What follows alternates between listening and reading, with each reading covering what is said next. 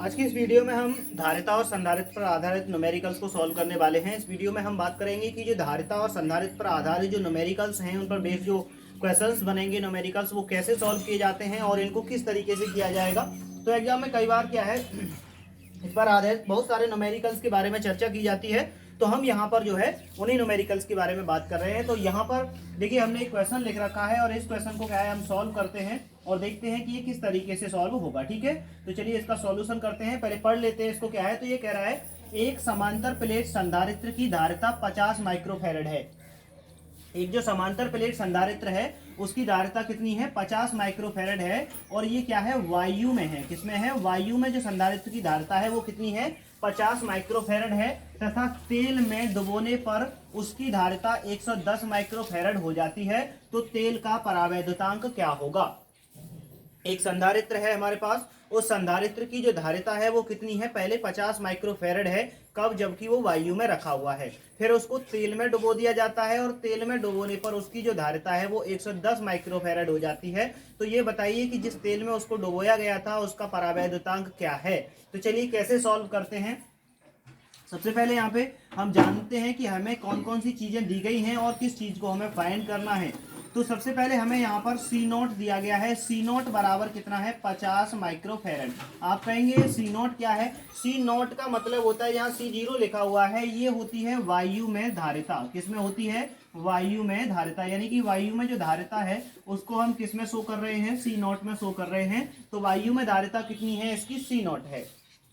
अब हमें निकालना क्या था, परावैद्युतांक निकालना था तेल का। अब तेल में डुबोने पर इसकी जो धारिता है वो कितनी हो जाती है, 110 हो जाती है। और मान लीजिए कि तेल का परावैद्युतांक कितना है, के है।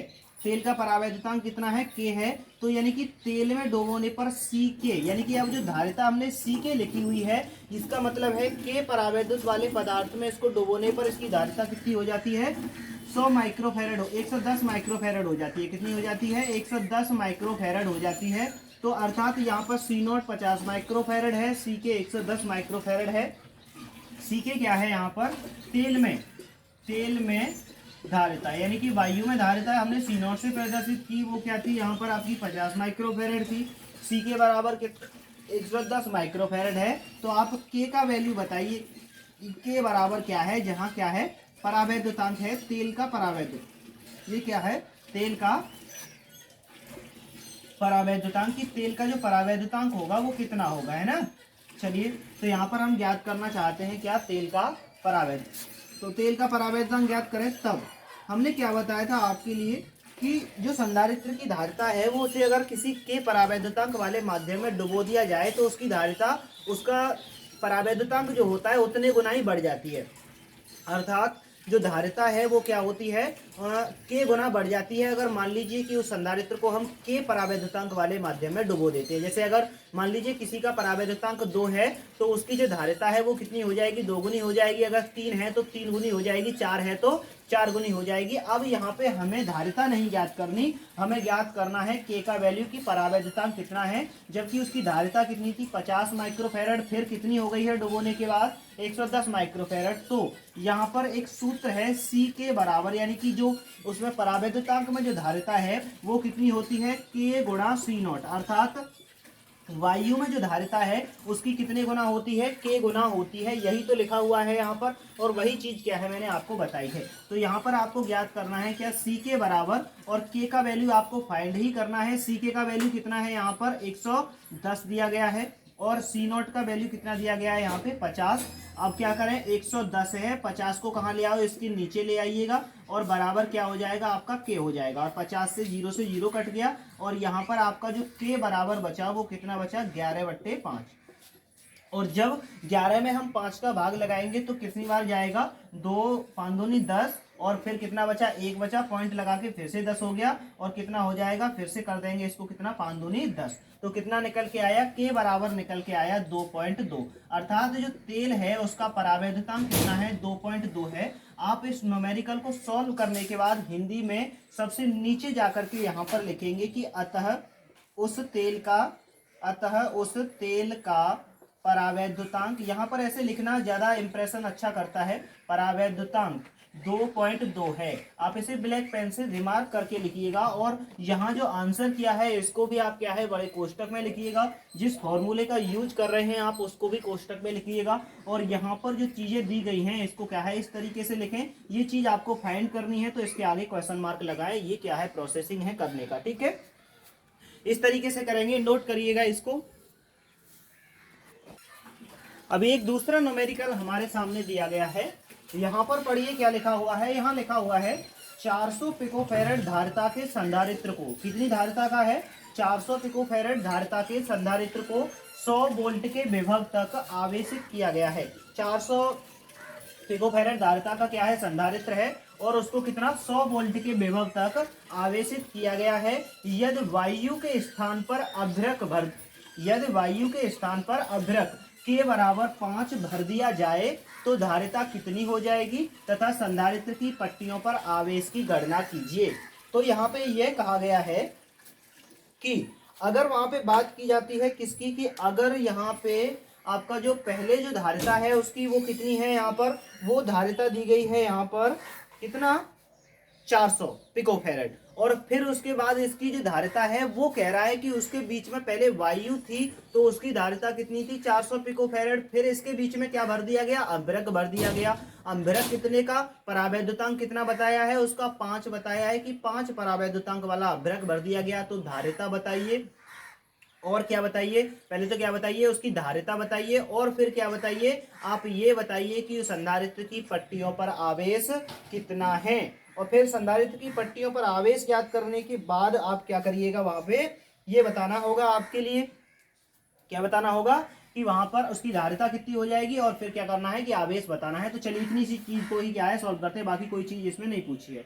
तो चलिए सॉल्यूशन करते हैं इसका। जब सॉल्व करेंगे इसको तो यहाँ पर देखिए सबसे पहले आपको क्या दिया गया है 400 पिकोफैरेड धारिता के संधारित्र को, अर्थात सी नॉट बराबर कितना दिया गया है 400 पिकोफैरेड दिया गया है।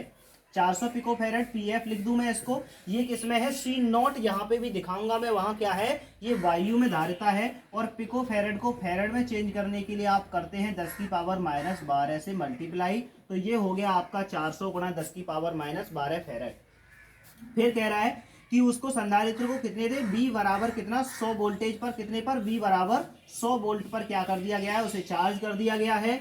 और यदि वायु के स्थान पर क्या भर दिया जाता है अभ्रक भर दिया जाता है, यानी K बराबर कितना कर दिया जाता है वहां पे 5 भर दिया जाता है। तो आप क्या क्या ज्ञात कीजिए, एक तो CK बताइए कि CK बराबर कितना होगा, अर्थात जब अभ्रक भर देंगे वहां पर तो कितनी धारिता हो जाएगी। और फिर उसके बाद वहां पर आप बताइए कि उस पर आवेश कितना हो जाएगा। ठीक है, क्या बताइए वहां पर आवेश बताइए कितना हो जाएगा। तो चलिए इसको सॉल्व करते हैं यहाँ पर। तो देखिए यहाँ पर सॉल्व करेंगे तो आप बताइए पहले क्या ज्ञात करें, सीके ज्ञात कर लें कि उसकी धारिता कितनी हो जाएगी। तब आप इतना तो जानते हैं सी नॉट बराबर क्या होता है, सी के बराबर कितना होता है, यहाँ पे सी नॉट इंटू के होता है या के इंटू सी नॉट होता है, अर्थात उसकी जो धारिता है वो के गुना बढ़ जाती है तो 5 गुना बढ़ जाएगी, क्योंकि अम्बरक का जो परावैद्युतांक है वो कितना है 5 है।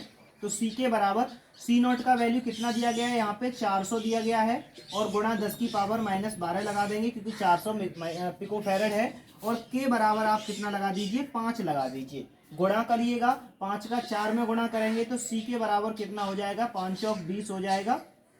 ठीक है, कितना हो गया ये 2000 हो गया, गुणा 10 की पावर कितना माइनस 12। तो उसकी जो धारिता है वो कितनी हो जाएगी 2000 गुणा 10 की पावर माइनस 12 फैरेड हो जाएगी। आप चाहें तो यहीं पर छोड़ दें या फिर क्या करिएगा इन 3 जीरो से यहाँ से 3 पावर क्या है कम कर दीजिए तो कितनी रह जाएगी 2 गुणा 10 की पावर माइनस 9 फैरेड रह जाएगी। उसकी जो धारिता है वो कितनी रह जाएगी यहाँ पर 2000 गुणा 10 की पावर माइनस 12 फैरेड, अर्थात उसकी धारिता 2000 पिको फैरेड हो जाएगी। इसी को आप क्या लिख सकते हैं 2000 पिको फैरेड लिख सकते हैं। उसकी धारिता कितनी हो जाएगी 2000 पिको फैरेड। चलिए बात करते हैं कि अब उस संधारित्र की पट्टियों पर आवेश कितना हो जाएगा। आवेश बराबर यहाँ पर आपको ज्ञात करना है क्या Q बराबर Q बराबर सूत्र होता है CV। Q बराबर सूत्र क्या होता है? CV। देखिए आवेश उस पर परिवर्तित नहीं किया गया है, तो आवेश का जो कैलकुलेशन है वो वायु में संधारित्र की धारिता से ही हम कर लेंगे। तो वायु में संधारित्र की जो धारिता है C0V लिखेंगे। क्यों? क्योंकि नॉर्मल स्टेट में है, उसे कोई आवेश जो है नहीं दिया जाता, बस उसकी धारिता बढ़ जाती है। तो किसके कारण बढ़ जाती है? वहां पर डाइलेक्ट्रिक जो सबस्टेंस है यानी कि परावैद्युत पदार्थ जो है उसे रखने पे बढ़ जाती है। तो Q बराबर क्या होता है यहाँ पर? Q बराबर आपको निकालना है, C0 का मान कितना है यहाँ पर? 400 है। ठीक है, पिको फैरेड यानी 400 गुणा 10 की पावर -12। और वोल्टेज यहाँ पर कितना है आपका? वोल्टेज लगाया है कितना? 100 वोल्ट तक। कितने वोल्ट तक आवेशित किया गया? 100 वोल्ट तक। और C0 बराबर कितना है? 400। तो यहाँ पर Q बराबर कितना हो गया? 400। ठीक है, और साथ में कौन है यहाँ पर? 100 है, और गुणा कितना हो गया? 10 की पावर -12। अब Q बराबर कितना हो गया? दोनों का गुणा कर दीजिएगा आप। क्या कर दीजिएगा? दोनों का गुणा। जब दोनों का गुणा करेंगे तो ये हो जाएगा, 4 के पीछे कितनी जीरो लग गई? 4 जीरो लग गई। ठीक है, तो 10 की पावर इसको क्या लिख दो? 4 लिख दो प्लस का, क्योंकि 1 2 3 4 जीरो हो गई, तो 10 की पावर क्या लिख दिया? प्लस का 4। और यहाँ पे कितना हो गया? 10 की पावर -12। तो Q बराबर कितना हो गया? 4 गुणा, अब ये 10 की पावर प्लस की 4 है, ये माइनस की 4 है, तो 12 में से 4 घट गए, तो कितने बचे? 10 की पावर -8 बचा। तो उस पर जो आवेश होगा वो होगा 4 गुणा 10 की पावर -8 कूलाम। उस पर आवेश कितना उत्पन्न हो जाएगा? 4 गुणा 10 की पावर -8। तो आप याद रखिए Q बराबर हमने बताया CV, और एक सूत्र यहाँ पर क्या होता है आपका? C के बराबर C0 इंटू K, अर्थात K गुना उसकी जो धारिता है वो बढ़ जाती है। ठीक है, चलिए नोट करते हैं इसे। अब एक नए क्वेश्चन की बात करते हैं। जो नया क्वेश्चन है हमारे सामने, ये क्या है इसको पढ़ते हैं एक बार। इस पे लिखा हुआ है, एक समांतर प्लेट संधारित्र की प्रत्येक प्लेट का क्षेत्रफल 40 सेंटीमीटर स्क्वायर है। एक समांतर प्लेट संधारित्र है और उसकी प्रत्येक प्लेट का क्षेत्रफल कितना है? 40 सेंटीमीटर स्क्वायर, तथा दोनों प्लेटों के बीच विद्युत क्षेत्र की तीव्रता 50 न्यूटन प्रति कूलाम है। तो प्रत्येक प्लेट पर आवेश की गणना कीजिए। प्रत्येक प्लेट का क्षेत्रफल कितना है? 40 सेंटीमीटर स्क्वायर, तथा दोनों प्लेटों के बीच जो विद्युत क्षेत्र की तीव्रता है वो कितनी है? 50 न्यूटन प्रति कूलाम है। तो प्रत्येक प्लेट पर आवेश की गणना करनी है। चलिए सॉल्यूशन करते हैं इसका, किस तरीके से करेंगे और क्या क्या नई चीजें हमारे सामने आने वाली हैं। तो सबसे पहले हम देखते हैं कि हमें क्या क्या चीजें दी गई हैं। गिवन है हमारे पास क्या क्या। एक तो हमारे पास प्लेट का क्षेत्रफल दिया गया है, जो कि क्या होता है? A होता है। क्षेत्रफल को किससे प्रदर्शित करते हैं? A से। तो A बराबर कितना दिया गया है? 40 सेंटीमीटर स्क्वायर। इसका मतलब आप क्या करेंगे? इसको 40 गुणा 10 की पावर कितना लिख देंगे? यहाँ पर -4 लिख देंगे, और ये किस में चेंज हो जाएगा? मीटर स्क्वायर में चेंज हो जाएगा। क्यों? क्योंकि 10 की पावर -2 से गुणा करते हैं किसको? सेंटीमीटर को। किस में चेंज करने के लिए? मीटर में चेंज करने के लिए। लेकिन यहाँ पर आपका जब ये मीटर स्क्वायर है तो सेंटीमीटर स्क्वायर है, तो कितना बार करना पड़ेगा? 10 की पावर -2 गुणा 10 की पावर -2 करना होगा, क्योंकि ये एरिया है। एक बार लंबाई को चेंज करना है, एक बार चौड़ाई को चेंज करना है। तो 2 बार जब चेंज करेंगे तो कितना? 10 की पावर -2, 10 की पावर -2 कितना हो जाएगा? टोटल मिला के 10 की पावर -4 हो जाएगा। ठीक है, ये बराबर दिया है आपके लिए। ठीक है, आगे आपको क्या दिया है? यहाँ पर विद्युत क्षेत्र की तीव्रता दी है 50 न्यूटन। ई बराबर दिया है कितना? 50 न्यूटन प्रति कूलाम। ठीक है, आगे आपसे पूछा क्या है? इसमें और कोई चीज नहीं दी गई है, सीधा सीधा आपसे कहा गया है। देन तब क्या करना है आपको? तब आपको Q बराबर ज्ञात करना है कि Q बराबर क्या होता है। ठीक है, चलिए Q बराबर क्या है आपको ज्ञात करना है।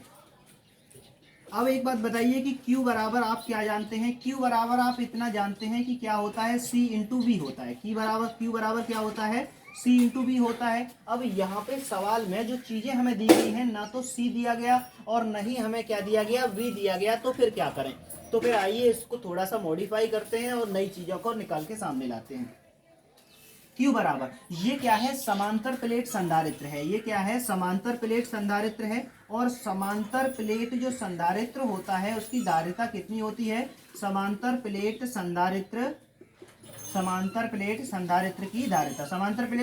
की धारिता कितनी होती है? वो होती है C बराबर कितनी होती है? ए एप्सिलॉन नॉट और बट्टे क्या होता है, डी होता है। ए एप्सिलॉन नॉट बट्टे क्या होता है, डी होता है। यही होती है समांतर प्लेट संधारित्र की धारिता। ये हम क्या है आपको बता चुके हैं। जब हमने डेरिवेट किया था, इसको सोल्व कर रहे थे जब हम समांतर प्लेट संधारित्र को, तब हमने सीखा था कि सी बराबर कितना होता है, ए एप्सिलॉन नॉट बटे डी होता है। इतना कर लिया हमने, ठीक है।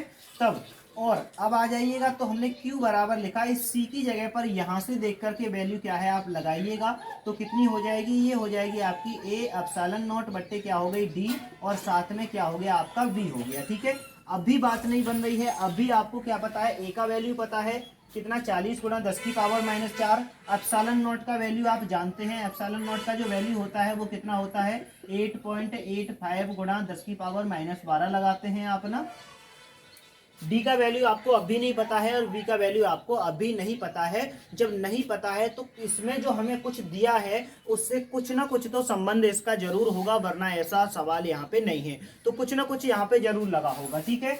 अब चूंकि एक चीज और ध्यान करिएगा कि हमने क्या बताया था आपको, ई बराबर क्या होता है, ओ बी बराबर क्या होता है, बी बराबर क्या होता है, v बराबर जो होता है वो होता है E इंटू डी। क्या होता है, v बराबर E इंटू डी।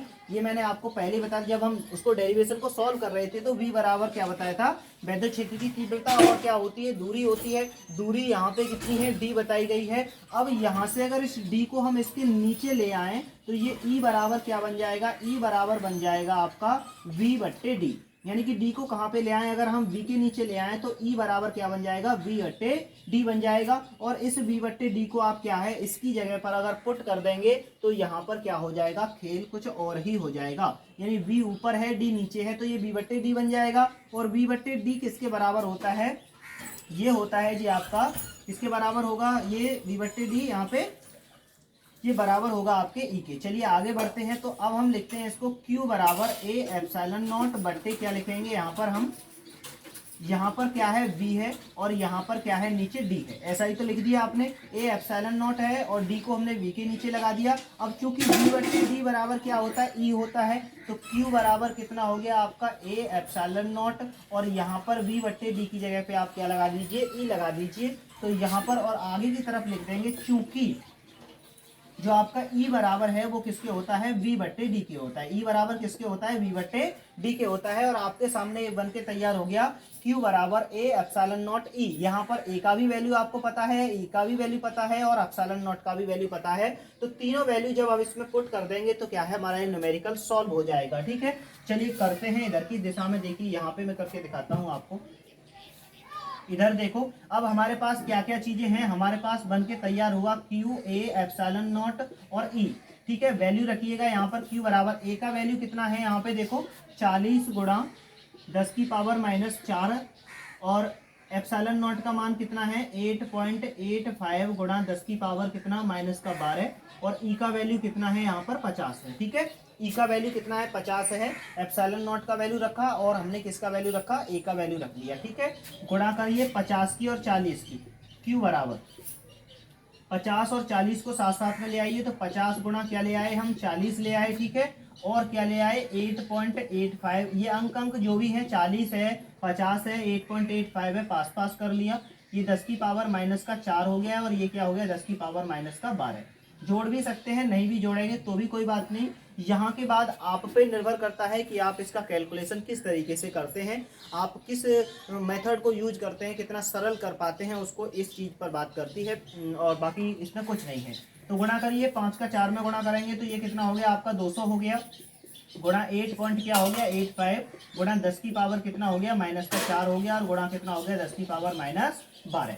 और जब हम इसका दोनों का गुणा कर देंगे, यहाँ पर 200 में 8.85 का गुणा कर देंगे, और इन पावर्स को जब हम पूरा एलिमिनेट कर देंगे, तो हमारा जो फाइनल आंसर होगा वो होगा 1.77 गुणा 10 की पावर -12 कूलम। तो यहाँ पर जो आपका आवेश आएगा, अब इन सब की आपको क्या करनी है, गुणा करनी है, और गुणा करके आप क्या करेंगे, इन पावर को एलिमिनेट करेंगे, तो इस पर जो आवेश होगा Q बराबर वो होगा 1.77 गुणा 10 की पावर -12 कूलम, ठीक है। इसको क्या है आप कैलकुलेशन करें और साथ ही क्या है इसको नोट कर लें। चलिए क्वेश्चन लिख रखा है यहाँ पर, एक बहुत ही अच्छा प्रश्न है। ऐसे प्रश्नों के आने की संभावनाएं बहुत ज़्यादा रहती हैं, एग्जाम में ऐसे प्रश्न कई बार पूछे जाते हैं। तो इस प्रश्न को पढ़ते हैं और इसे सॉल्व करने का प्रयास करते हैं कि इस प्रश्न को कैसे सॉल्व किया जाएगा। तो यहाँ पे लिखा हुआ है एक समांतर प्लेट संधारित्र की वायु में धारिता 6 माइक्रोफैरड। एक समांतर प्लेट संधारित्र है, उसकी प्लेटों के बीच में जब वायु भरी हुई है तब उसकी जो धारिता है वो कितनी है, 6 माइक्रोफैरड है। यदि प्लेटों के बीच dy3 मोटाई की एक परावैद्युत पट्टी रख दें।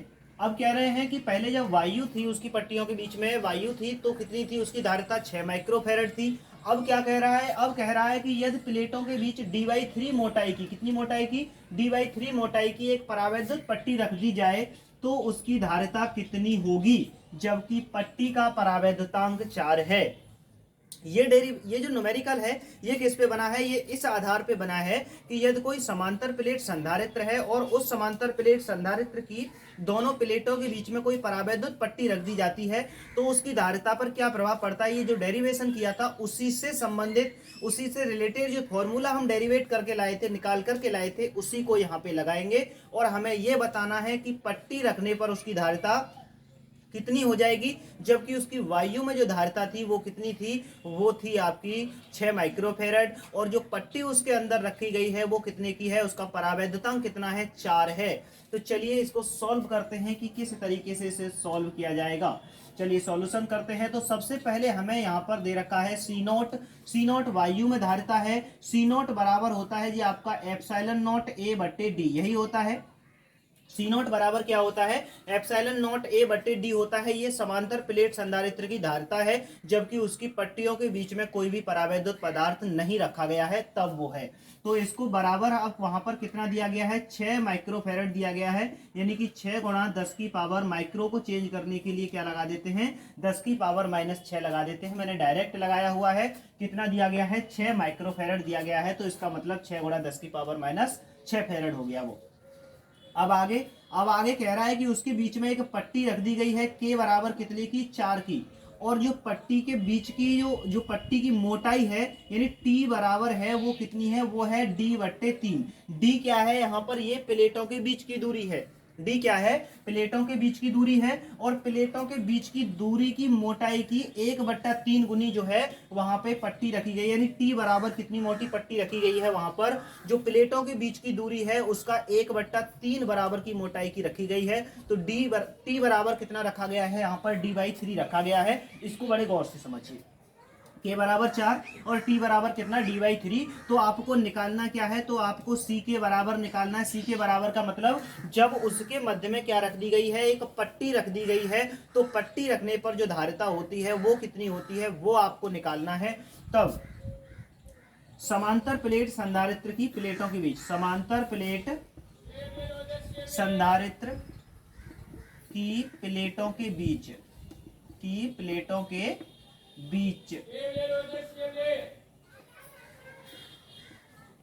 परावैद्युत पट्टी रखने पर,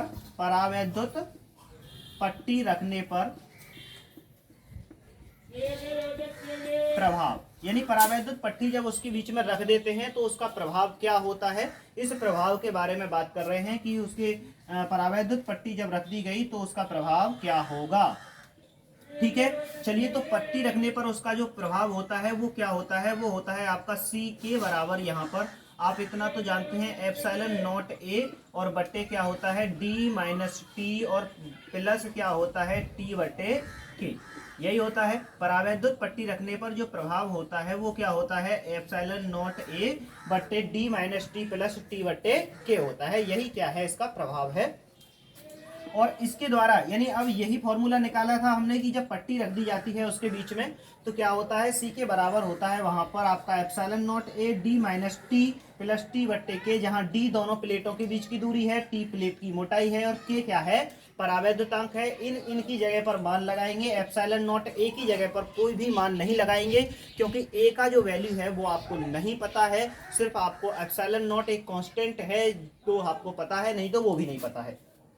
आगे आइएगा वहां पर, तो यहां पर हमने जब फॉर्मूला लिखा आपका सी के बराबर क्या होता है, एप्सिलॉन नॉट ए, और बट्टे क्या होता है यहाँ पर d-t, और यहाँ पर होता है प्लस t/k, यही होता है ना। आओ वैल्यू लगाते हैं। सी के बराबर एप्सिलॉन नॉट ए यूं ही रहने दीजिएगा,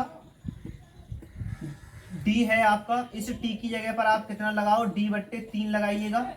डी माइनस डी बट्टे 3 हो गया, ये आपका कितना हो गया, डी माइनस डी बट्टे 3 हो गया, क्योंकि टी की जगह पर कितना लगाना है, डी बट्टा 3 प्लस टी की जगह पर कितना, डी बट्टे 3 लगाएंगे तो ये कितना हो जाएगा, डी बट्टे 3 के। यहाँ तक समझ गए। ये टी की जगह डी बट्टे 3 लगाया तो डी बट्टे 3 के हो गया, ये टी की जगह पर डी बट्टा 3 हो गया और ये क्या हो गया आपका, डी हो गया। सही है, आगे बढ़ते हैं। सी के बराबर एप्सिलॉन नॉट ए, यहाँ पर देखो इसका एलसीएम लेंगे, इसके नीचे एक मान के जब हम इसका एलसीएम लेंगे तो इसका एलसीएम कितना आएगा, 3 आएगा, और इस 3 का मल्टीप्लाई कहाँ हो जाएगा, इधर, और इस 1 का मल्टीप्लाई कहाँ हो जाएगा, उधर। तो ये हो जाएगा आपका 3d माइनस डी, और प्लस क्या हो गया आपका, डी बट्टे 3 के हो गया, प्लस कितना हो गया, डी बट्टे 3 के। सही है, अब देखो यहाँ पे क्या है, ये है 3d माइनस डी, यानी 3d में से नीचे की लाइन में 3d में से क्या करेंगे, 1d घटेगा, कितने बचेंगे, 2d बचेंगे।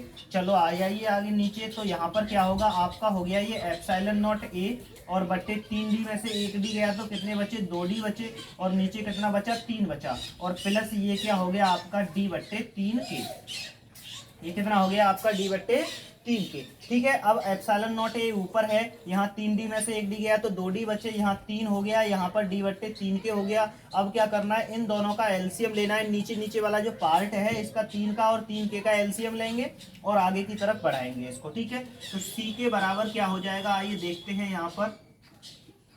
सी के बराबर, तो सी के बराबर जो होगा वहां पर कितना होगा, एप्सिलॉन नॉट ए लिखा हुआ है, बट्टे में क्या होगा, इन दोनों का जब हम एलसीएम लेंगे तो क्या आएगा, एलसीएम 3 के आएगा, कितना आएगा एलसीएम, 3 का, और 3 के का एलसीएम कितना आएगा, 3 के।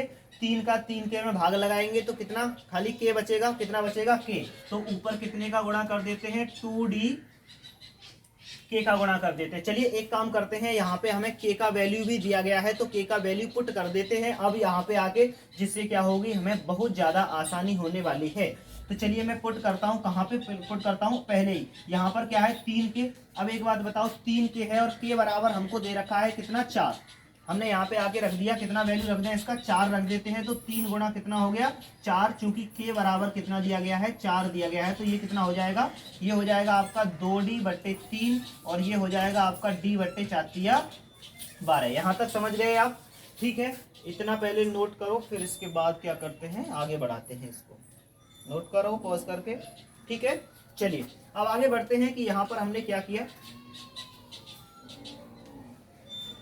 यहाँ पे आगे की तरफ बढ़ते हैं तो यहाँ पे हम क्या करने वाले हैं, यहाँ पर देखिएगा, यहाँ पर अब हम आ गए सी के बराबर आपका। देखिए इन दोनों का जब हम एलसीएम लेंगे 3 का और 12 का तो कितना आएगा, एलसीएम आपका 12 आ जाएगा, ये एप्सिलॉन नॉट ये हो गया। नीचे एलसीएम कितना आ गया, 12, यहाँ पे 12 और 3 का एलसीएम कितना, 12 आ गया। 3 का भाग लगाएंगे 12 में तो कितनी बार जाएगा, 4 बार जाएगा, तो इसका मतलब 4 गुणा 2d हो गया ऊपर, और फिर प्लस का चिन्ह, 12 का 12 में डिवाइड करेंगे तो एक ही बार जाएगा, इसका मतलब यहाँ पे कितना हो गया, डी हो गया।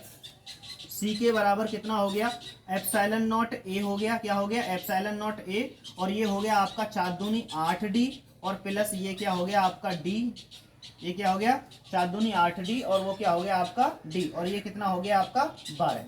ठीक है, वो हो गया आपका डी, और ये क्या हो गया आपका 12। अब क्या करें जी आपका, अब इस 12 को कहाँ पे भेज देंगे, हम ऊपर भेज देंगे।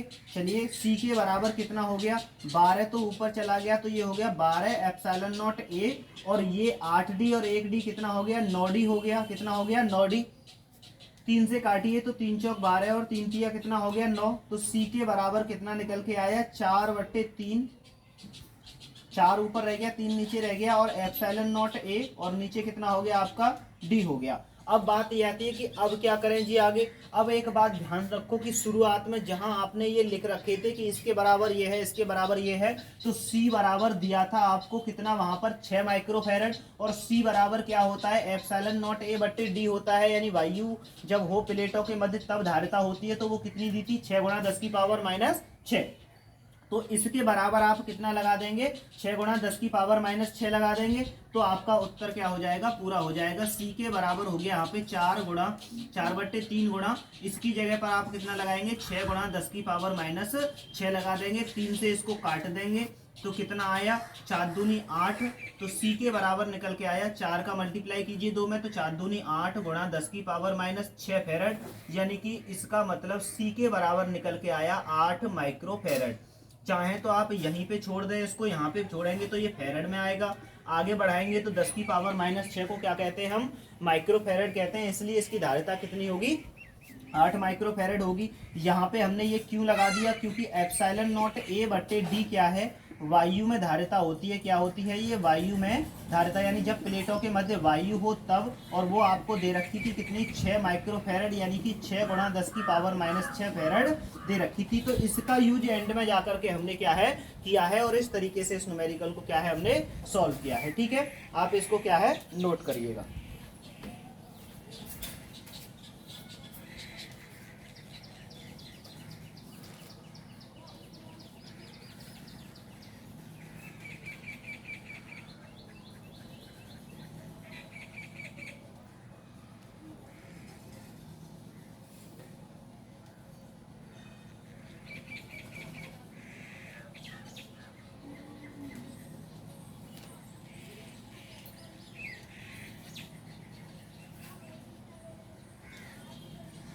चलिए आगे एक और क्वेश्चन यहाँ पे दिया गया है। अब नया क्वेश्चन पे बात करते हैं। यहाँ कह रहा है कि एक समांतर प्लेट संधारित्र जिसकी प्लेटों के मध्य वायु है की धारिता 8 पिकोफैरड है, यदि प्लेटों के बीच की दूरी को आधा कर दिया जाए और उसकी पट्टियों के बीच परावैद्युतांक 6 का पदार्थ भर दिया जाए तो धारिता कितनी हो जाएगी। एक समांतर प्लेट संधारित्र, और समांतर प्लेट संधारित्र कि प्लेटों के मध्य जब वायु है तो उसकी धारिता कितनी है, 8 पिकोफैरड है, और जब उसकी पट्टियों के बीच दूरी जो है आधी कर देते हैं और उसकी प्लेटों के मध्य परावैद्युतांक 6 वाला पदार्थ भर देते हैं तो उसकी जो धारिता है वो कितनी हो जाती है, ये चीज हमको लिए ज्ञात करनी है। तो चलिए सबसे पहले देखते हैं हमें गिवन क्या क्या चीजें हैं, क्या क्या चीजें दी गई हैं। तो अब तक बहुत सारे न्यूमेरिकल्स को जब हमने सॉल्व किया तो हमें पता चला कि वायु में जो धारिता है उसे हम सी नोट से प्रदर्शित करते हैं, वो कितनी दी गई है, 8 पिकोफैरड दी गई है। और ये जो सी नोट होती है ये किसके बराबर होती है, ये एप्सिलॉन नॉट ए बट्टे डी होती है, और ये कितनी है, 8 पिकोफैरड। 8 पिकोफैरड का मतलब 8 गुणा 10 की पावर माइनस 12 फैरड है।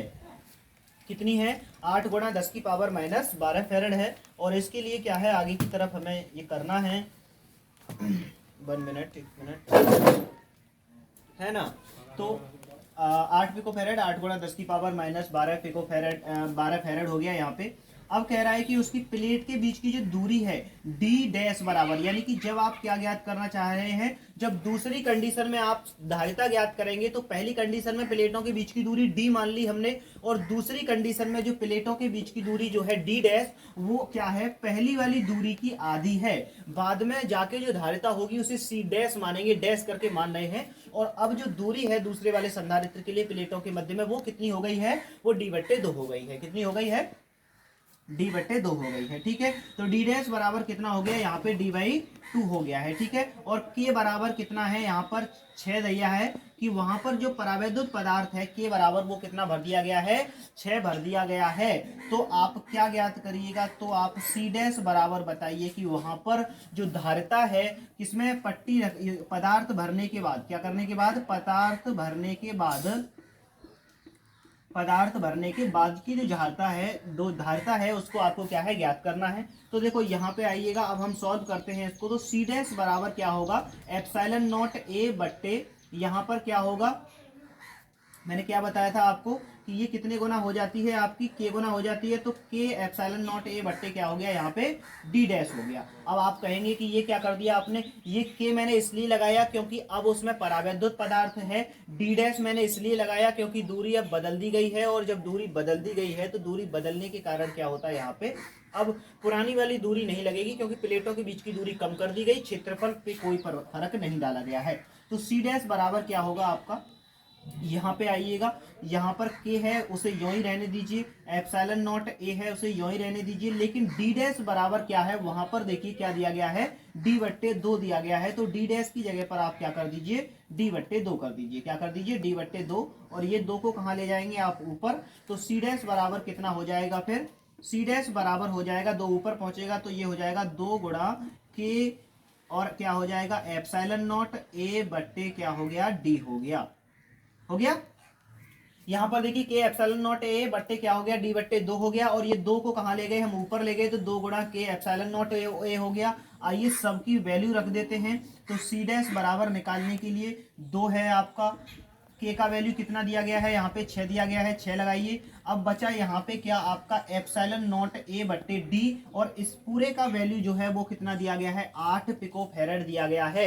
अगर आप इसे डायरेक्ट 8 लगा देंगे तो पिको फेरेड में निकल के आएगा।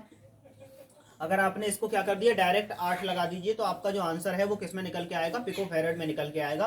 तो जरूरी नहीं 12 में चेंज करके लगाएं। तो ये हो गया आपका 6 दूनी 12 गुणा एप्सिलॉन नॉट ए बट्टे डी का मान कितना है यहाँ पर आपका 8 है। तो 12 मट्टे कितने होते हैं जी आपका 96 होते हैं। 12 मट्टे कितने होते हैं 96 होते हैं। तो यहाँ पर आपकी जो धारिता है वो कितनी निकल के आई 96 पिको फेरेड निकल के आई है। तो इस प्रकार जो संधारित्र है उसकी धारिता कितनी आएगी 96 पिको फेरेड निकल के आएगी। ठीक है, ओके ओके। इसके बाद के जो हमारे न्यूमेरिकल्स बनेंगे वो बनेंगे संधारित्रों के संयोजन पर आधारित, कि जो संधारित्र हैं उनका संयोजन किस प्रकार से किया जाता है। तो संधारित्रों का जो संयोजन है वो 2 प्रकार से किया जाता है। वैद्युत परपथों में जो संधारित्र लगाए जाते हैं वो 2 प्रकार से लगाए जाते हैं, कि कोई भी वैद्युत परपथ है, जिस तरीके से आपको अगर क्लास 10th का भी अगर कुछ याद होगा तो वहां पर आप जो है ये समझ सकते हैं कि क्लास 10th में हमने प्रतिरोधों का संयोजन समझा था कि प्रतिरोध जो है वो 2 तरीके से लगाए जाते हैं। एक तो श्रेणी क्रम संयोजन होता है और दूसरा कौन सा होता है उसका समांतर क्रम संयोजन होता है। तो सेम टू सेम क्या है उसी तरीके से यहाँ पर संधारित्र भी जो है वो भी 2 प्रकार से लगाए जाते हैं वैद्युत परपथों में। यानी संधारित्रों को लगाने का 2 तरीका होता है यहाँ पर, एक श्रेणी क्रम में लगाए जाते हैं, दूसरा कौन सा होता है समांतर क्रम। ठीक है, पहले बात करते हैं कि श्रेणी क्रम में जो संधारित्र लगाए जाते हैं वो कैसे लगाए जाते हैं। तो पहला होता है इनका श्रेणी क्रम संयोजन। इसका संधारित्रों की बात कर रहे हैं, प्रतिरोधों की बात अभी नहीं कर रहे हैं। प्रतिरोध जब हम पढ़ाएंगे तब प्रतिरोधों की बात की जाती है। संधारित्र को हम जो है वैद्युत परपथ में किस तरीके से दिखाते हैं, इस तरीके से दिखाते हैं। अगर ऐसा कहीं पे सिंबल बना हुआ है तो ये प्रदर्शित करता है कि यहाँ पर क्या लगा हुआ है, कोई संधारित्र लगा हुआ है। ठीक है, तो ये संधारित्र जो है इसमें लगा हुआ है इस तरीके से यों करके। तो अगर संधारित्रों को मान लीजिए कि हम इस तरीके से कनेक्ट कर देते हैं, जिस तरीके से मैं इस चित्र में दिखा रहा हूं आपके लिए, कि यहाँ पर 3 संधारित्र हैं हमारे पास, ऐसे करके 3 अलग अलग संधारित्र रखे हुए हैं, इनके वायर्स हैं। और इन संधारित्रों को अगर हम इस तरीके से, ये संधारित्र C1 है, ये संधारित्र C2 है और ये संधारित्र क्या है C3 है। यानी पहले वाले संधारित्र की जो धारिता है वो C1 है, दूसरे वाले की C2 है और तीसरे वाले की कितनी है C3 है। और इस तरीके से क्या है संधारित्र है हमारे पास, और इन संधारित्रों को हम क्या करते हैं इस तरीके से एक दूसरे से कनेक्ट कर देते हैं, इनके वायर्स को कनेक्ट कर देते हैं। तो ये संधारित्र किस में कहलाते हैं, श्रेणी क्रम में कहलाते हैं। इतना तो आप जानते ही हैं। श्रेणी क्रम में जो संधारित्र हैं वो कौन से संधारित्र होते हैं, जिनपे अगर हम एक रास्ता पकड़ लेते हैं और एक ही रास्ते पे पड़ने वाले सभी संधारित्र किस में कहलाते हैं, श्रेणी क्रम में कहलाते हैं। यानी एक ही रास्ते को अपनाते जाइए तो जो संधारित्र पड़ेंगे वो किस में कहलाएंगे, श्रेणी क्रम में कहलाते हैं। ये श्रेणी क्रम संयोजन होता है। ठीक है, अब बात करते हैं कि अगर संधारित्र जो है C1, C2 और C3 ये जोड़े क्यों जाते हैं आपस में, जोड़ के क्या फायदा मिल रहा है। जोड़ के क्या फायदा मिलता है, अगर इन संधारित्रों को हम आपस में जोड़ देते हैं तो हम अलग अलग धारिताओं के संधारित्र की धारिता प्राप्त कर सकते हैं, क्योंकि हर धारिता का संधारित्र बनाना संभव नहीं है। तो कई सारे संधारित्रों को जोड़ करके हम संधारित्र की एक विशेष प्रकार की धारिता प्राप्त कर लेते हैं, जो कि हम क्या है संधारित्र में नहीं है। तो 2 संधारित्रों को जोड़ने पर उनकी जो कुल धारिता होती है वो संधारित्र की धारिताओं के योग से ज्यादा भी हो सकती है और कम भी हो सकती है। ये इस बात पर निर्भर करता है कि संधारित्रों को जोड़ा किस तरीके से गया है, उनको हम किस तरीके से जोड़ रहे हैं, इस बात पर निर्भर करती है। ठीक है, तो बात यह है कि श्रेणी क्रम में अगर संधारित्र C1, C2 और C3 जुड़े हुए हैं तो इन संधारित्रों की जो कुल धारिता होगी वो कैसे करके निकालेंगे। तो इसका मैं डायरेक्ट फॉर्मूला आपके लिए लिखवा रहा हूं, डेरिवेशन इसका बिल्कुल नहीं कर रहे हैं, ना हमें सीखना है। हमें सीधा सीधा अगर श्रेणी क्रम में अगर संधारित्र लगे हैं तो इनकी कुल धारिता मान लीजिए क्या है C है, इन तीनों का जो जोड़ बैठेगा वो कितना है C है। तो आप कैसे करके निकालेंगे, 1/C1 प्लस 1/C2 और प्लस 1/C3। ठीक है, इस तरीके से यहाँ पर जो इसकी जो टोटल धारिता है वो क्या होती है, यहाँ पर C होती है 1/C बराबर 1/C1 प्लस 1/C2 प्लस 1/ क्या होती है C3 होती है। कौन से क्रम में, श्रेणी क्रम में। यह जो संयोजन है ये प्रतिरोधों का क्या होता है, काफी ज्यादा उल्टा रहता है। कैसा रहता है, काफी उल्टा रहता है कि प्रतिरोध जो है उनका जो संयोजन का जो तुल्य है प्रतिरोध है वो अलग होता है और इनका जो होता है वो अलग होता है, बिल्कुल उल्टे प्रक्रम में होता है। तो श्रेणी क्रम में अगर इनकी धारिता निकालेंगे तो आप इनके व्युत्क्रम करके सभी की धारिताओं के व्युत्क्रम का अगर आप योग कर देंगे तो उसे हमें क्या मिलेगा, उस धारिता का व्युत्क्रम मिलेगा। जो कुल धारिता है उसका क्या मिलेगा, व्युत्क्रम मिलेगा। ठीक है, चलिए इस पे क्या कर लेते हैं, इस पे आधारित हम एक सवाल करते हैं। मान लीजिए ये वाला आपका कितने का है, 3 माइक्रोफैरड का है। ये वाला आपका 6 माइक्रोफैरड का है। ठीक है, और ये वाला आपका कितने का है, 12 माइक्रोफैरड का है। यहाँ पर हमारे पास क्या है, 3 संधारित्र हैं जो श्रेणी क्रम में जुड़े हैं। एक 3 माइक्रोफैरड, एक 6 माइक्रोफैरड और एक 12 माइक्रोफैरड, इस तरीके से श्रेणी क्रम में लगे हैं। तो इनकी कुल धारिता हमें ज्ञात करनी है कि कुल धारिता क्या होगी।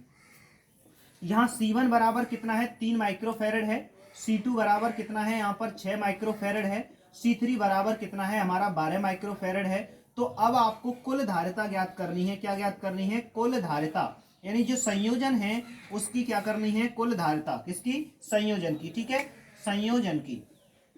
या फिर एक काम करिए, यहाँ पे पॉइंट मान लीजिए ए और यहाँ पे पॉइंट क्या मान लिया हमने बी, और वो आपसे कह रहा है कि संयोजन की धारिता कह सकते हैं, या फिर आप इसे क्या कह सकते हैं कि ए व बी के बीच तुल्य धारिता, ए व बी के बीच तुल्य धारिता, कि ए व बी के बीच तुल्य धारिता कितनी होगी, ये चीज आपको क्या करनी है, ज्ञात करनी है।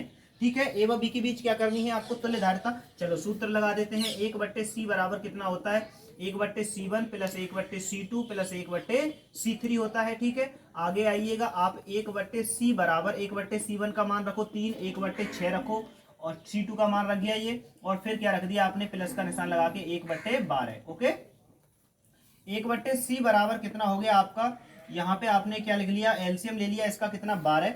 और जब इसका 12 एलसीएम ले लिया तो 3 का 12 में डिवाइड करेंगे तो कितना हो जाएगा, 3 चौक 12। 6 का डिवाइड करेंगे 12 में तो कितनी बार जाएगा, 2 बार। और 12 का 12 में करेंगे तो 1 बार। ठीक है, एलसीएम लेके आपने इसको सॉल्व किया। इतनी सी बात आप जानते हैं, ये बहुत छोटी छोटी बेसिक सी बातें हैं। 4 और 2 6, 6 और 1 कितना हो गया, 7। और इस तरीके से ये कितना निकल के आया, 7/12। ये बात ध्यान रखिएगा कि ये जो 7/12 है ये C के बराबर नहीं निकल के आया है, ये निकल के आया है 1/C बराबर कितना, 7/12। यहाँ पे देख लीजिए आप क्या है, ये 1/C बराबर कितना है, 7/12 निकल के आया है। तो आप अगर यहाँ से C का वैल्यू निकाल रहे हैं तो दोनों को उल्टा कर दीजिए, दोनों का व्युत्क्रम कर दो। इसको उल्टा करेंगे तो C ऊपर पहुंच जाएगा 1 नीचे, इसको उल्टा करेंगे तो 12 ऊपर 7 नीचे। तो ये क्या हो जाएगा आपका C हो जाएगा, ये क्या हो जाएगा C, और यहाँ पे कितना हो जाएगा, 12/7। और इस तरीके से आपकी जो कुल धारिता है वो कितनी निकल के आएगी, 12/7 निकल करके आएगी। कौन से क्रम में, ये निकल के आएगी आपकी श्रेणी क्रम संयोजन में। ठीक है, किसमें निकल आई है, श्रेणी क्रम संयोजन में निकल आई कितनी, 12/7। ओके, नोट कर सकते हैं आप इसको, कौन सा क्रम है, ये श्रेणी क्रम संयोजन है। पॉज करके नोट करें। आगे बात करते हैं अब हम कि ये जो संधारित्र हैं ये दूसरे क्रम में भी लगाए जाते हैं। जो इनका क्रम कहलाता है वो होता है समांतर क्रम। कौन सा क्रम होता है, वो होता है समांतर क्रम संयोजन। चलो अब बात करते हैं कि समांतर क्रम संयोजन क्या होता है और समांतर क्रम संयोजन में धारिता कितनी होती है। तो समांतर क्रम का मतलब, जैसा कि आप देख रहे हैं, समांतर का मतलब होता है समान अंतर पे, यानी कि समान दूरी पे। जैसे रेलगाड़ी की पटरियां होती हैं एक दूसरे के समांतर, सेम टू सेम, वैसी ही आकृति में क्या है, यहाँ पे प्रतिरोध लगे हो, वो सॉरी ये कंडेंसेस, ये जो कैपेसिटर हैं ये लगे होते हैं, संधारित्र लगे होते हैं। तो अब हमारे पास क्या है, 3 संधारित्र हैं। एक संधारित्र ये रहा C1, दूसरा संधारित्र हमारे पास ये रहा C2। ठीक है, एक तीसरा संधारित्र हमारे पास ये रहा C3। हमारे पास 3 संधारित्र हैं, C1, C2 और C3। ये एक दूसरे के मैंने कैसे रख दिए हैं, समांतर रख दिए हैं। और अगर इनको हम आपस में कनेक्ट कर देते हैं, यानी कि एक वायर ऐसे करके लाए और ऐसे करके कनेक्ट कर दिया, इसका वायर ऐसे करके लाए और ऐसे करके कनेक्ट कर दिया, और इसका तार ऐसे करके लाए और ऐसे करके कनेक्ट कर दिया, और ऐसे करके आगे को बढ़ाया, और यहाँ पर हमने लिखा पॉइंट B और यहाँ पर हमने लिखा पॉइंट A। तो यहाँ पर ये जो संधारित्र लगे हैं कौन से क्रम में लगे हुए हैं, ये लगे हुए हैं आपके समांतर क्रम में। श्रेणी क्रम में एक ही रास्ते पे आने वाले सभी जो संधारित्र या प्रतिरोध होते हैं वो श्रेणी क्रम में, और जो अब हम यहाँ से चले एक से, तो इसके बाद जस्ट हमें 3 रास्ते मिल जाते हैं और हम भटक जाते हैं कि किस रास्ते पे जाना है हमें, ठीक है। तो ऐसे ही स्थिति बनती रहती है। तो अब क्या है, हम भटक गए कि कौन से रास्ते पे जाना है। तो यहाँ से हम एक रास्ता पकड़ेंगे, ये रास्ता पकड़ेंगे या ये रास्ता पकड़ेंगे, कोई सा एक रास्ता आपको पकड़ना है। तो क्या करें जी यहाँ से, तो फिर ऐसी स्थिति जब आ जाती है, जब अलग अलग रास्तों पे जाना होता है, तो इस रास्ते पे पड़ने वाले और इस रास्ते पे पड़ने वाले, दो अलग अलग रास्तों पे पड़ने वाले जो प्रतिरोध हैं, वो एक दूसरे के कैसे कहलाते हैं, समांतर क्रम में कहलाते हैं। कौन सा क्रम कहलाएगा, वो उनका समांतर क्रम कहलाता है। तो इस तरीके से C1, C2 और C3 तीन अलग अलग रास्तों पर हैं और ये एक दूसरे के समांतर क्रम में है। तो पता करते हैं कि इनकी जो तुल्य धारिता है, अर्थात इन तीनों के कारण जो प्रभावी धारिता होगी, इनका जो जोड़ होगा वो कितना बैठेगा। ओके, चलिए। तो समांतर क्रम में अगर धारिता की बात करते हैं तो वो होती है C1 प्लस C2 और प्लस C3। यानी कि अब इसमें अगर आप तुल्य धारिता निकालना चाहेंगे तो इसमें क्या करेंगे, जितने भी संधारित्र इसमें समांतर क्रम में लगे हुए हैं, उन सभी संधारित्रों को हमें क्या करना होगा, यहाँ पर एक दूसरे का बीजगणितीय योग करना है। डायरेक्ट सीधा सीधा जोड़ देंगे किसमें, समांतर क्रम में, तो उनकी क्या निकल आती है, तुल्य धारिता निकल आती है। समझ रहे हैं, ठीक है। तो यहाँ पर क्या है, उनकी तुल्य धारिता निकल आती है। इसमें कोई बड़ा मैटर नहीं है, कोई बड़ी बात नहीं है, आप इसे आसानी से समझ पा रहे हैं। C बराबर C1 प्लस C2 प्लस क्या हो गया, यहाँ पे C3 हो गया। चलिए अब इसी को हम एक सवाल दे देते हैं। मान लीजिए ये कितने का है, 3 माइक्रोफैरड का है, ये 6 माइक्रोफैरड का है और ये कितने का है, 12 माइक्रोफैरड का है, ठीक है। 3 संधारित्र हैं हमारे पास, एक 3 माइक्रोफैरड, 6 माइक्रोफैरड, 12 माइक्रोफैरड, ए व बी के बीच में लगे हुए हैं। तो इनके बीच की तुल्य धारिता आपको ज्ञात करनी है। तो कैसे ज्ञात करेंगे, तो यहाँ पे आपको गिवन है, सबसे पहले पता है आपको C1 बराबर 3 माइक्रोफैरड है और कितना है, C2 बराबर कितना है, 6 माइक्रोफैरड है और C3 बराबर कितना है आपका, 12 माइक्रोफैरड है। तो आपको तुल्य धारिता तब ए व बी के बीच में, ए व बी के बीच में, ठीक है, ए है और वह क्या है, बी है, ए व बी के बीच तुल्य धारिता कितनी होगी, तुल्य धारिता।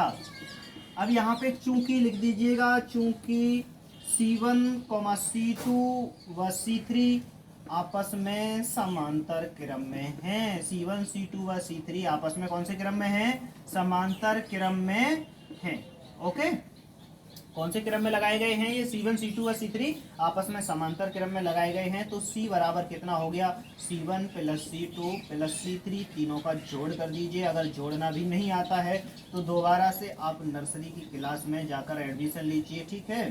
3, 6 और 12, तो कितना हो गया, C बराबर 6 और 3 9 और 12 और 9 कितना हो गया जी, यहाँ पे 12 और 8 कितना होता है, 20 और 1 21 माइक्रोफैरड हो गया। कितना हो गया, 21 माइक्रोफैरड, ठीक है। तो इस संयोजन की जो तुल्य धारिता है ए व बी के बीच की, वो कितनी आएगी, 21 माइक्रोफैरड आएगी, ठीक है। इसे तो आपने क्या है, जोड़ कर लिया है। तो श्रेणी क्रम संयोजन आप समझ गए, उसमें क्या करते हैं, व्युत्क्रम करके जोड़ते हैं। और समांतर क्रम जो संयोजन होता है, इसमें हम क्या करते हैं, इसमें हम जो है इनकी डायरेक्ट बीजगणितीय योग करते हैं, ठीक है।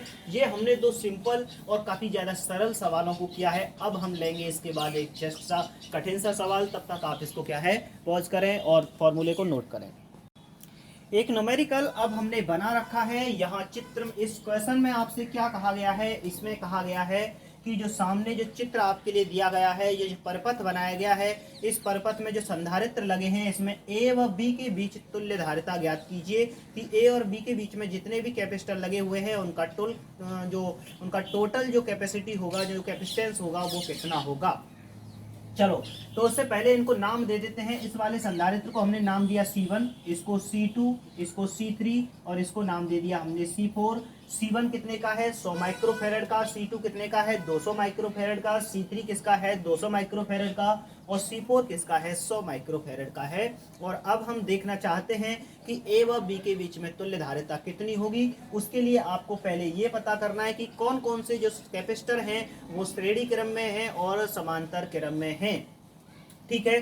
चलिए, तो हम यहां से चलना शुरू करते हैं, बी से एक रास्ता पकड़ के। तो ऐसे ऐसे करके आए, एक संधारित्र मिला हमें, फिर आगे की ओर बढ़े, आगे की ओर बढ़ते यहाँ पे 2 रास्ते मिल गए हमें, ठीक है।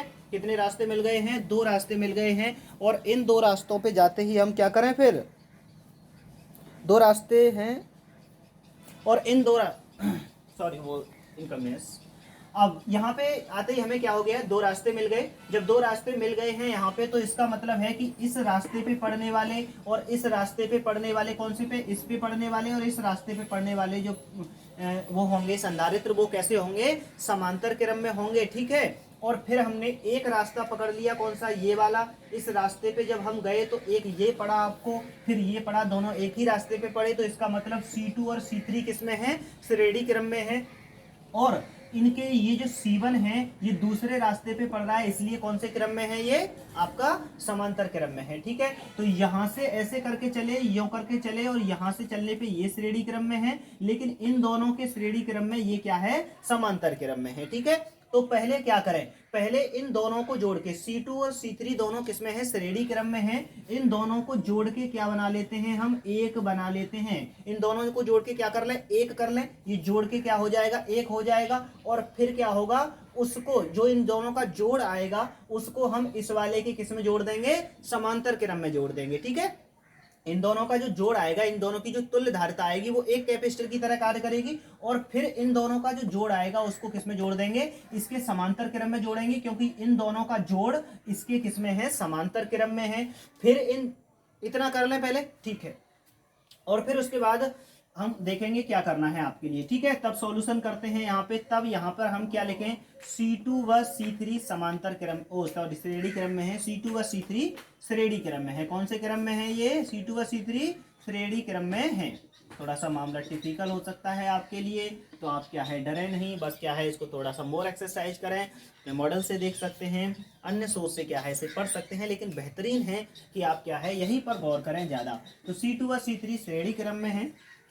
तो यहाँ पे C2 और C3 क्या है, श्रेणी क्रम में। तो C बराबर कितना हो गया, फिर आप यहाँ पर कैसे निकालेंगे, तब इनकी तुल्य धारिता, तब C2 व C3 की बता रहा हूँ मैं, अभी किसी की बता रहा हूँ, तब C2 व C3 की तुल्य धारिता, दोनों की बता रहा हूँ, बस जोड़ के, पूरे की नहीं निकाल रहा हूँ अभी मैं, किसकी बता रहा हूँ, C2 व C3 की तुल्य धारिता। क्योंकि C2 और C3 किसमें है, श्रेणी क्रम में है। तो मान लीजिए कितनी है, C डैश है, कितनी है, C डैश। ऐसे ही करके अपनी मर्जी से मान लेते हैं। C1 मान, C1 नहीं मान सकते क्योंकि वो पहले ही मान रखा है, तो C डैश मान ली कि इन दोनों का जोड़ कितना है, C डैश।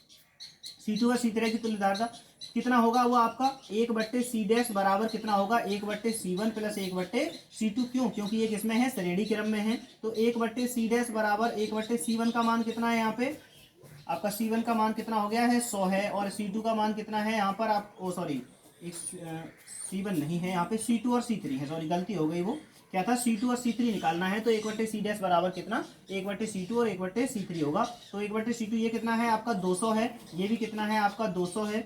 1/C डैश बराबर कितना हो गया आपका, एलसीएम आ गया 200, एक और एक क्या हो गया, 2। 1/C डैश बराबर कितना निकल के आया आपका, 2/200। अब यहाँ पे कितना हो गया, 1/C डैश बराबर हो गया आपका 2 × 2 और ये क्या हो गया आपका 100। ठीक है। 1/ क्या हो गया, 100। तो यहाँ से आप बता सकते हैं मुझे C डैश बराबर कितना होगा, दोनों को उल्टा कर देंगे तो कितना निकल के आएगा, 100 माइक्रोफैरड निकल के आएगा। कितना निकल के आएगा, 100 माइक्रोफैरड।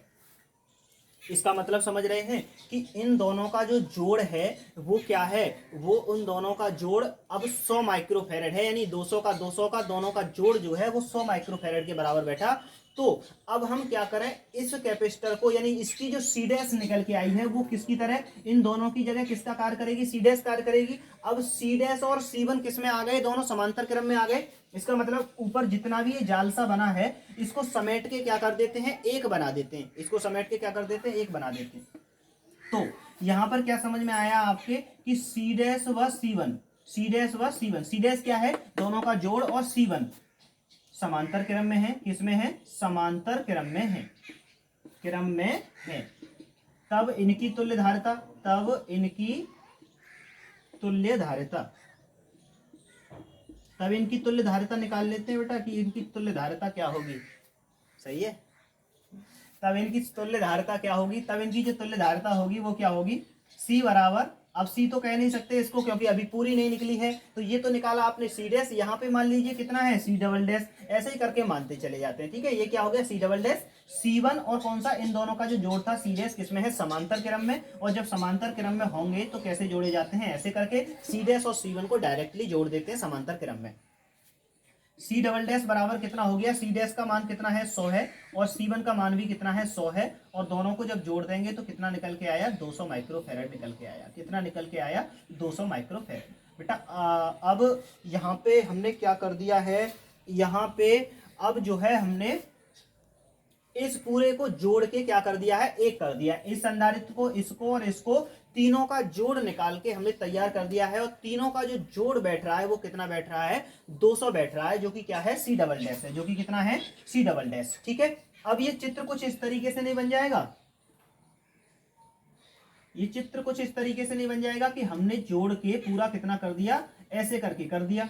यहाँ पे जितने भी संधारित्र थे उनकी जगह पर क्या है 200 माइक्रोफेरेड का, कितने का 200 माइक्रोफेरेड का एक संधारित्र लगा दिया, और जो किसकी बराबर है सी डबल डैश की बराबर है। आपने इस पूरे तामतड़ीला को जोड़ जाड़ के एक बना दिया, कितना 200 माइक्रोफेरेड, और एक संधारित्र कहाँ पे लगा हुआ है, यहाँ पे लगा हुआ है, कितने का आपका 100 माइक्रोफेरेड का। ठीक है, जो कि क्या है C4 है, और वो क्या है सी डबल डैश है, यानी वो चित्र इसकी तरह बन जाएगा।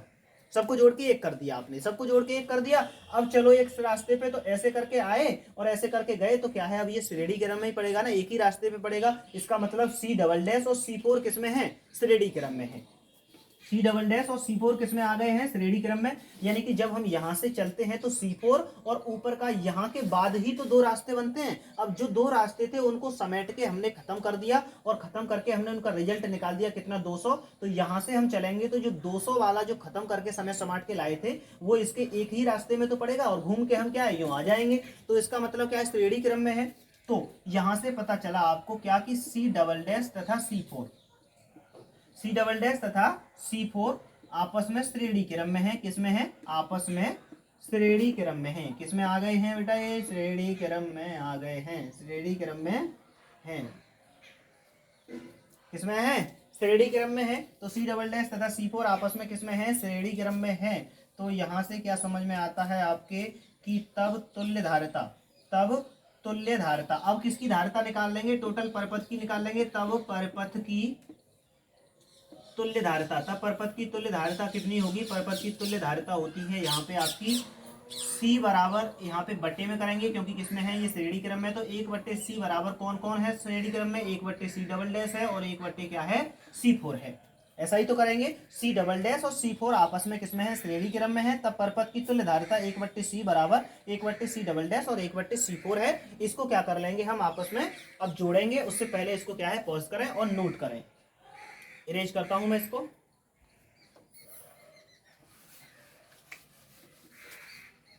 आगे आइए, यहां पर हम देख रहे हैं कि 1/C बराबर 1/C डबल डैश है और प्लस क्या है 1/C4 है, और 1/C सी डबल डैश का वैल्यू कितना है यहाँ पर 1/200 है, और C4 का वैल्यू कितना है यहाँ देखिएगा 1/100 है। और अब जब दोनों को जोड़ देंगे तो क्या होगा, एलसीएम कितना आया 200, 200 का 200 में डिवाइड करेंगे तो 1, और 100 का 200 में डिवाइड करेंगे तो 2।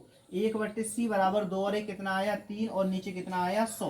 तो ये C बराबर क्या हुआ, दोनों को उल्टा कर दिया तो ये हुआ आपका 100/3 माइक्रोफेरेड। कितनी धारिता निकल के आई इसकी, 100/3 माइक्रोफेरेड धारिता निकल के आई। और अगर आप इसे डिवाइड कर देंगे तो कैसे करेंगे जी, इसका डिवाइड भी कर लीजिएगा कि यहाँ पे क्या हुआ 3 तिया 9 हो गए, इतना बचा 10 हो गया, और 3 तिया कितने हो गए, फिर यहाँ पे 9 और फिर पॉइंट लगा के फिर 33.3। यानी कि इसकी जो धारिता है तुल्य धारिता वो कितनी निकल के आई है 33.3 माइक्रोफेरेड निकल के आई है। और इस तरीके से क्या है आप ऐसे न्यूमेरिकल्स को सॉल्व कर पाएंगे। इसमें सबसे पहले जो जाल जंजाल सा बना हुआ है उसको आपको सॉल्व करना होगा। सॉल्व करने के बाद क्या करेंगे, इसको बाकी मॉडिफाई करेंगे, फिर ये पता लगाएंगे कि कौन श्रेणी क्रम में है कौन समांतर क्रम में है। इतना करने के बाद आप क्या है अपने न्यूमेरिकल को सॉल्व कर पाएंगे। बचे हुए पार्ट को भी नोट कर लें, ठीक है। ओके, ये काफी इंपॉर्टेंट और इंटरेस्टिंग सवाल है आपके सामने, जिसमें कह रहा है कि सम्मुख परपथ की तुल्य धारिता ज्ञात कीजिए। ए या बी के बीच में क्या है आपको धारिता बतानी है। यहां से लेकर वहां तक कई सारे कैपेसिटर लगे हुए हैं और इसमें आपको तुल्य धारिता बतानी है ए और बी के बीच में। देख के आपको लग रहा होगा कि पता नहीं क्या बवाल है, थोड़ा सा झंझाट तो है ही है। इसका कंसेप्ट भी समझते हैं और इसको क्या है, अगर ऐसे सवाल को अगर आप अच्छे से समझ पाते हैं तो समझ लीजिए कि आप और भी सारे क्वेश्चन कर लेंगे, तो ऐसा सवाल आने की संभावना भी रहती है। लेकिन अब प्राय देखा गया है कि ये कम हो गए हैं आना, लेकिन इसमें नहीं तो फिर क्या है, रेजिस्टेंस में आना शुरू हो जाता है, लेकिन फिर भी क्या है, करने का प्रयास करते हैं और सीखने का प्रयास करते हैं कि कैसे होगा। चलिए, तो यहाँ पे संधारित्र दिए गए हैं, अभी हमको कुछ भी पता नहीं चल रहा कि कौन श्रेणी क्रम में है, कौन समांतर क्रम में है। तो मैं नाम दे देता हूँ, इसको नाम दे देता हूँ C1, इसको नाम दे देता हूँ यहाँ पे C2, और इस वाले को नाम देता हूँ मैं C3, इसको नाम देता हूँ मैं C4, और इसको नाम देता हूँ मैं C5। ऐसे करके नाम दे दिए मैंने।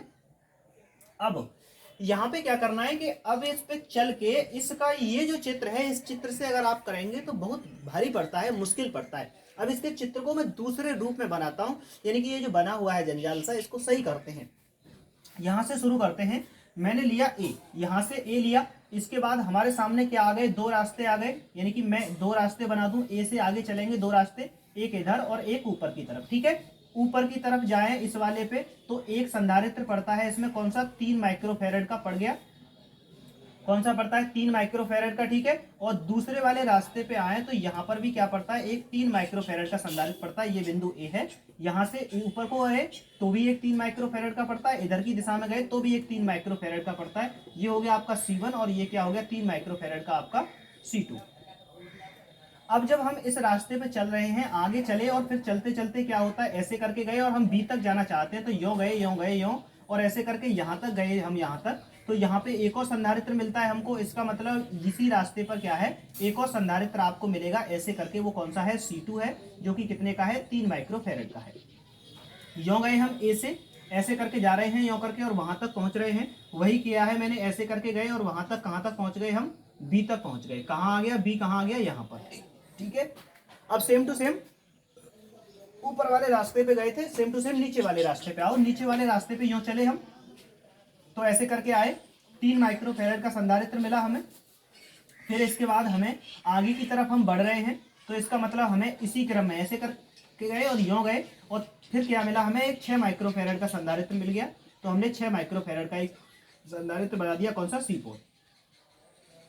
6 माइक्रोफेरेड का ये वाला, सॉरी ये 6, वो 3 का है, ये 6 का है, ये 3 का है, ये 6 का है। ठीक, चलो ये 6 माइक्रोफेरेड का हमें क्या मिल गया, संधारित्र मिल गया। सही है, इस तरीके से। अब यहाँ पे देखिए कि हमने किया, ऊपर वाले रास्ते पे गए हैं तो 3 माइक्रोफेरेड और 6 माइक्रोफेरेड का संधारित्र मिलता है हमें। ये कितने का है, सॉरी गलती से लिख गया, 6 माइक्रोफेरेड का। नीचे वाले पे आते हैं तो यहाँ पे क्या होता है, ये 3 माइक्रोफेरेड का मिला, और ये कितने का मिला आपको, 6 माइक्रोफेरेड का मिला। अब जहां पे ये 6 माइक्रोफेरेड वाले, ये वाले और ये वाले संधारित्र जहां पे अपना जोड़ बना रहे थे, यहाँ पे जुड़ रहे थे, उन्हीं के बीच में क्या लगा हुआ था, यहाँ पे जुड़ रहा है और यहाँ पे जुड़ रहा है कनेक्शन। एक तो अगले वाले संधारित्र का प्रयोग कहाँ से जुड़ रहा है, यहाँ से, और एक का कहाँ से जुड़ रहा है, यहाँ से जुड़ा और यहाँ से जुड़ा। जब दोनों का यहाँ से जुड़ा तो इसका मतलब कहाँ पे जुड़ रहा है, ये यहाँ पे जुड़ रहा है। और एक संधारित्र 6 माइक्रोफेरेड का, कौन सा, ये वाला बीच वाला C5 कहाँ पे लगा हुआ है, यहाँ पे लगा हुआ है, कितने का, 6 माइक्रोफेरेड का। सही है।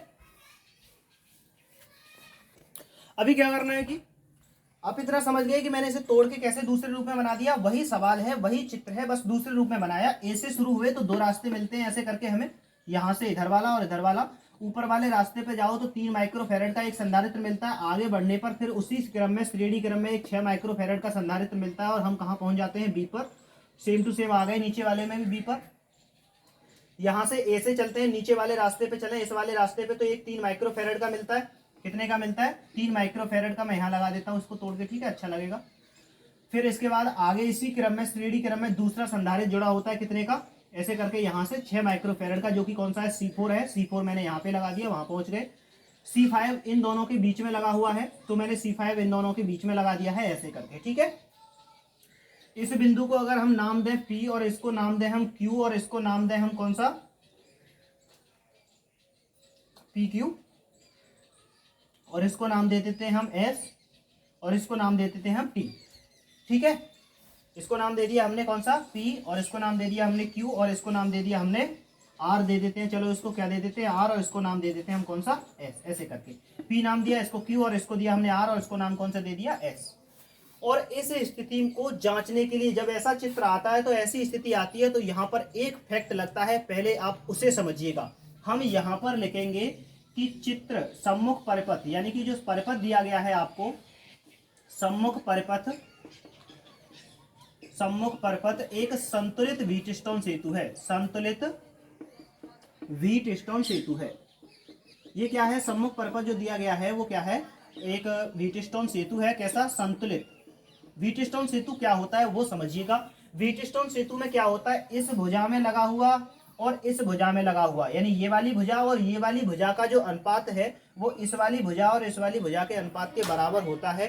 तो इसे हम संतुलित अवस्था में कहते हैं, इसे संतुलित व्हीटस्टोन सेतु कहते हैं। ठीक है, ये वाला इस वाली का और इस वाली का, यानी इस वाली भुजा का और इस वाली भुजा का अनुपात इस वाली भुजा और इस वाली भुजा के अनुपात के बराबर बैठे तो ये संतुलित अवस्था में है, संतुलित है। नहीं तो ये संतुलित व्हीटस्टोन सेतु नहीं है। इसका मतलब इस वाली भुजा का मतलब क्या हुआ, पी क्यू हुआ। इसका मतलब क्या हुआ, पी क्यू। ठीक है, और इस वाली का मतलब क्या हुआ, क्यू आर, यानी पी क्यू बट्टे क्यू आर, इस वाली भुजा का और इस वाली भुजा का, और बराबर बैठना चाहिए किसका, इसका और इसका, यानी कि पी एस बट्टे किसका बैठना चाहिए, आर एस या एस आर बैठना चाहिए। कितना बैठना चाहिए, एस आर। इस वाली भुजा में लगा, इस वाली भुजा में लगेगा, अनुपात कर दीजिए, बट्टे में कर दो, इस वाली भुजा को इस वाली भुजा के बट्टे में कर दो, और ये दोनों अगर बराबर बैठे तो ये संतुलित व्हीटस्टोन सेतु है। नहीं तो ये संतुलित व्हीटस्टोन सेतु नहीं है। और अगर ये संतुलित व्हीटस्टोन सेतु होता है तो क्या होता है वो समझिए। अगर ये संतुलित व्हीटस्टोन सेतु है, अगर ये संतुलित अवस्था में है, पहले चेक कर लेते हैं। तो यहाँ पे देखो कितना है, पी क्यू, इस वाली भुजा में कितना लग रहा है, 3, इस वाली में कितना लग रहा है, 6, इस वाली में 3 लग रहा है, उस वाली में कितना लग रहा है, 6, तो 3/6 हो गया। इस वाली में कितना लग रहा है, 3, इस वाली में कितना लग रहा है, 6, तो ये वाला कितना हो गया, 3/6। इसका मतलब ये दोनों बराबर हैं। तो ये क्या है, अतः सेतु क्या है, संतुलित है। अतः सेतु कैसा है, संतुलित है। तब जब ये संतुलित होता है तो इसके बारे में ये कहा जाता है कि जब ये संतुलित है तो इनके बीच में जो संधारित्र लगा होता है, इस वाली भुजा में कोई धारा प्रवाहित नहीं होती, इस बीच वाले संधारित्र में कोई धारा प्रवाहित नहीं होगी। यानी कि बीच वाले संधारित्र का कोई भी मतलब इस परिपथ में नहीं है, वो न्यूट्रल है, शून्य है, उसको हम काउंटिंग में लेंगे ही नहीं, उसका कोई मतलब यहाँ पे नहीं होता है। कब नहीं होता है, जब ये सेतु कब कैसा होता है, संतुलित होता है। इस भुजा का और इस भुजा का जो अनुपात है बट्टे में करके इस भुजा और इस भुजा के बट्टे के बराबर बैठे तो बीच वाला ये जो संधारित्र है ये किसी काम का नहीं होता। इसको आप ऐसे करके मिटा दो, कोई फर्क इस पे नहीं पड़ता। लेकिन मिटा नहीं रहे हम, क्या है यहाँ पे लिखे दे रहे हैं, क्या कर रहे हैं, लिखे दे रहे हैं कि ये क्या है, अब ये न्यूट्रल है, इसका कोई भी काम नहीं है। तब C5 में कोई धारा प्रवाहित नहीं होगी, C5 में कोई धारा प्रवाहित नहीं होगी। C5 को हम क्या है, गणना में नहीं लेंगे, कोई धारा प्रवाहित नहीं होगी, नहीं होगी। अतः इसको गणना में नहीं लेते हैं, अतः इसको गणना में नहीं लेते हैं। ठीक है, गणना में नहीं लेते हैं। अब इसको गणना में नहीं लेंगे, बाकी गणना में किसको लेंगे, C1 और C2 को, C3 को और किसको, C4 को लेंगे। ठीक है, ये वाला कौन सा हो गया है आपका, ये C1 है, ये क्या है C2 है, ये क्या है आपका C3 है, और ये वाला कौन सा है C4 है। ठीक है, आपको दिख रहा है ये C1, ये C2 और ये C3 और ये C4 और ये कौन सा C5 है। इनको ही गणना में लेंगे। और तब तक आया पहुंच करें, नोट करें फटाफट से इसको। चलो इसको इरेज करते हैं और आगे बढ़ते हैं कि हम इसे कैसे कर पाएंगे आगे की तरफ। इसको आगे करना है तो यहाँ पे देखिए, हम ए से चले, ए से चलते ही हमें 2 रास्ते मिलते हैं। इसका मतलब इस रास्ते पे आने वाले और इस रास्ते पे आने वाले दोनों जगहों पे जो संधारित्र हैं वो कैसे होंगे, समांतर क्रम में होंगे, ऊपर वाले रास्ते पे और नीचे वाले पे। अब इनमें से एक रास्ता पकड़ लो। ऊपर वाला रास्ता हमने पकड़ा तो C1 पड़ा, और फिर उसी रास्ते पर कौन पड़ा, C2 पड़ा, यानी C1 पड़ा और कौन सा पड़ा, C2 पड़ा, और हम कहाँ पहुंच गए, B पे। इसका मतलब C1 और C2 किसमें है, श्रेणी क्रम में है। C1 और C2 किसमें है, श्रेणी क्रम में है। ठीक है, तब C1 व C2 किसमें है, श्रेणी क्रम में है। C1 व C2 श्रेणी क्रम में है। जब C1 व C2 क्या है, श्रेणी क्रम में है, तब इनकी तुल्य धारिता, C1 और C2 की तुल्य धारिता निकाल लेते हैं। इनकी तुल्य धारिता कितनी होगी, मान के चल रहे हैं C डैश होगी। कितनी होगी, C डैश है। तब 1/C डैश बराबर कितना निकालेंगे आप, 1/C1 प्लस 1/C2, श्रेणी क्रम में है ना दोनों, ये वाले और ये वाले। आ जाओ तो 1/C डैश बराबर 1/3 और प्लस क्या हो गया, 1/6। 1/C डैश बराबर कितना हो गया, एलसीएम लिया 6, 3 दूनी 6 और 6 एकम 6। 1/C डैश बराबर कितना हो गया, 3/6, और ये हो गया आपका C डैश बराबर 6/3 और 3 दूनी 6। तो सी डैश बराबर कितना निकल के आया, 2 माइक्रोफेरेड। अर्थात ऊपर वाली जो भुजा है ये वाली पूरी यहां से लेकर यहां तक की, इसका हम मान कितना निकल के आया, पूरे का 2 माइक्रोफेरेड निकल के आया है, जिसको हम क्या कह रहे हैं, सी डैश कह रहे हैं। कितना कह रहे हैं, सी डैश। इन दोनों का जोड़ कितना निकल के आया, सी डैश निकल के आया। सेम टू सेम नीचे वालों का भी कितना निकल के आएगा, ये भी 3 माइक्रोफेरेड का, ये भी 6 माइक्रोफेरेड का, सेम टू सेम है। मान लीजिए कि इसका भी कितना निकल के आएगा, वो भी सेम निकल के आएगा, कितना, 2 माइक्रोफेरेड। इसका भी कितना निकल के आएगा, 2 माइक्रोफेरेड निकल के आएगा। ठीक है, नोट करना, इसको अरेंज करते हैं। अब क्या करें आगे, अभी आगे बात करते हैं। तो यहां पे देखिए C3 व C4 भी किस में है, श्रेणी क्रम में है, श्रेणी क्रम में है। तब इनकी तुल्य धारिता, तब इनकी तुल्य धारिता, तब इनकी तुल्य धारिता कितनी होगी, क्योंकि ये दोनों किस में है, श्रेणी क्रम में है। कौन कौन, C3 व C4। तो यहाँ पर क्या हो जाएगा आपका, मान लीजिए कितनी है, C डबल डैश है। कितनी है, C डबल डैश। में डायरेक्ट लिख रहा हूं क्योंकि ऊपर वाले भी 3 और 6 के थे, नीचे वाले भी 3 और 6 के हैं, ऊपर वाले भी श्रेणी क्रम में थे, ये भी श्रेणी क्रम में है। तो C डबल डैश बराबर भी कितना हो गया, 2 माइक्रोफेरेड हो गया। कितना हो गया, 2 माइक्रोफेरेड हो गया। ठीक है, अब यहाँ पे क्या निकल के आया हमारे पास, एक तो निकल के आया C डैश ऊपर वाला, और नीचे वाला क्या निकल के आया, C डबल डैश। यहां से चले दोनों अलग अलग रास्ते पर हैं, ऊपर वाले का जोड़ और नीचे वाले का जोड़ दोनों अलग अलग हैं, और किसमें है, समांतर क्रम में। यानी C डैश और C डबल डैश दोनों किसमें है, समांतर क्रम में है। तब इनको समांतर क्रम के नियम से जोड़ते ही A व B के बीच में क्या आ जाएगी, तुल्य धारिता निकल आएगी। ठीक है, तब C डैश व C डबल डैश, कौन कौन, C डैश है और C डबल डैश, ऊपर वाले का नीचे वाले का जोड़, C डैश व C डबल डैश समांतर क्रम में है। किसमें है, समांतर क्रम में है। तब A व B के बीच, A व B के बीच तुल्य धारिता, तुल्य धारिता कितनी होगी, फिर ये होगी C बराबर कितना, C dash plus C double dash, क्योंकि समांतर क्रम में डायरेक्ट जोड़ते हैं। तो C बराबर कितना निकल के आएगा आपका, यहाँ पर ये भी 2 माइक्रोफेरेड निकल के आई थी, ये भी 2 माइक्रोफेरेड। तो C बराबर कितना निकल के आई, 4 माइक्रोफेरेड निकल के आई। अर्थात A व B के बीच में कितनी तुल्य धारिता है, 4 माइक्रोफेरेड है। आप इसे लिखेंगे, अतः परपथ